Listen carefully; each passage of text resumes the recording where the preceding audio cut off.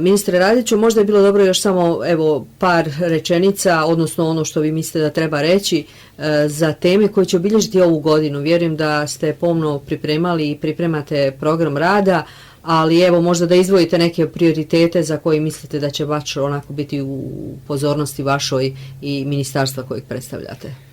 Pa da, u ove dane radimo intenzivno na pripremi programa rada za 2020. godinu i mi smo već pripremili kao resorno ministarstvo svoj program. Nadamo se da će takav i biti prihvaćen na vladi, da će biti sastavni dio programa vlade Županije Posavske. Ambiciozan je, kao i prethodni, možemo biti zadovoljni i sa ovim iz 2019. Međutim, uvijek možemo više i bolje. Bila je prva godina i naravno da sve ne ovisi o samom ministarstvu, nego stvar je procedura koje nekad idu nešto brže, nekad sporije, ali ja se nadam da ćemo u velikom dijelu i ovaj program koji pripremamo i ostvariti. Ono što smo predvidjeli za prvi kvartal ove godine i tema koja je aktualna kada su u pitanju normativne aktivnosti su svakako amandmani na Ustav Županije Posavske. Dakle, to je tema koja se već dugo proteže u javnom prostoru. Mi imamo obvezu Županije Posavske da u skladu sa presudom Ustavnog suda Federacije Bosne i Hercegovine donese amandmane na Ustav Županije Posavske u skladu s 27., 28. i 29. amandmanom na Ustav Federacije Bosne i Hercegovine. Naime, radi se dakle o amandmanima koji se odnose na konstitutivnost naroda koji žive na ovom prostoru, na također službene jezike i pisma koji bi se koristili.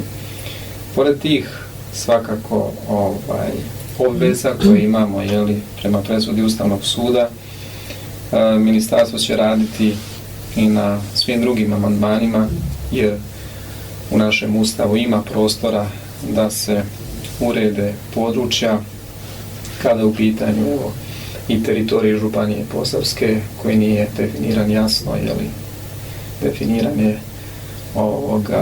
davne 1996. Zatim pitanja samog rukovodstva vlade i skupštine klubova naroda, same nadležnosti kada su u pitanju kantonalni sud i općinski sud na području Županije Posavske.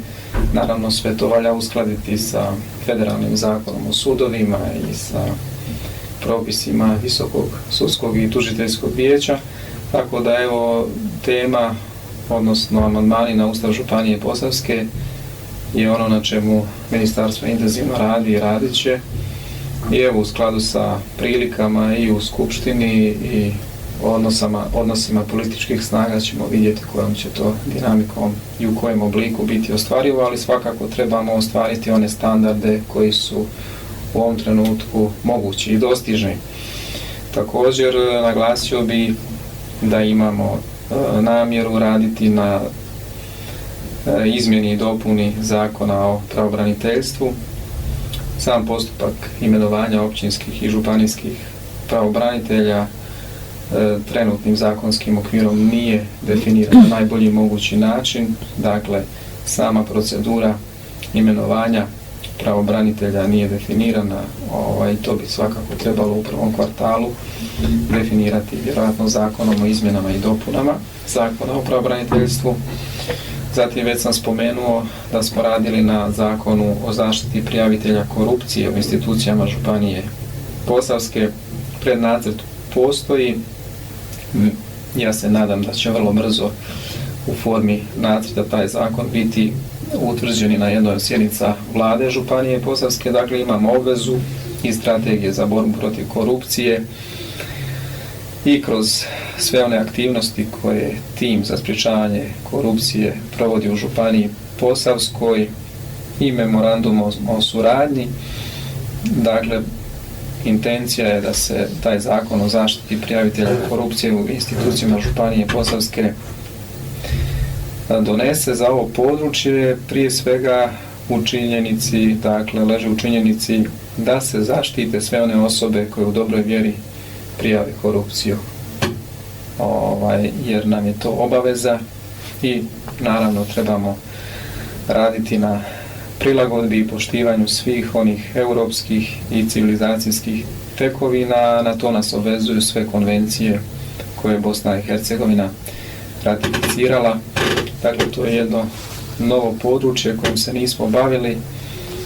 Ja se nadam da ćemo vrlo brzo i senzibilizirati javnost kada je u pitanju ta tema, jer svima nam treba biti prioritet suzbijanje korupcije u našim institucijama ako postoji, jer to je jedan od preduvjeta za ulazak u Europsku uniju, dakle Bosne i Hercegovine, i bez toga se ne može, dakle to je uvjet bez kojeg se ne može dalje. Svakako dalje od zakonskih rješenja naglasio bih namjeru da se također pozabavimo zakonom o državnim službenicima, odnosno da otvorimo priču o eventualnim izmjenama i dopunama Zakona o državnim službenicima i namještenicima u tijelima državne službe Županije Posavske. Prije svega intencija je da uredimo pravni status dijela rukovodećih državnih službenika, naravno u suradnji sa sindikatima. Vidjet ćemo u kojoj mjeri je to prihvatljivo. Dakle, pojednostavljeno rečeno, dio rukovodećih državnih službenika bi bio imenovan od strane rukovoditelja na mandat. Tako da bi imali mogućnost da izabrani dužnosnici i načelnici općina dovedu jednu ekipu ljudi, da tako kažem, od povjerenja i rukovodećih državnih službenika s kojima mogu provesti svoje programe i svoje zamisli ukoliko postoji za to potreba. Tako da o tome možemo razmišljati, raditi na tome, pa ćemo vidjeti u kojoj mjeri je to ostvarivo. U svakom slučaju puno posla pred vama i u ovoj godini, a mi ćemo nekako privoditi kraju ovoj, da ostavimo ponešto i za sljedeću emisiju, kad ćete možda detaljnije po određenom projektu, programu, zakonu koji bude realiziran i pojasnite ako se slažete. Naravno, da. Vama hvala što ste predočili sve ove informacije, podijelili sa javnošću radijskih kuća, dakle koje pokriva radio postaje Orašje, radio postaje Odžak i radio Preporod. Vama hvala što ste došli još jednom u emisiju. I još recimo za one koji su se možda slušatelje kasnije uključili, sa nama je bio u emisiji Otvorena vlada ministar pravosuđa i uprave gospodin Pero Radić.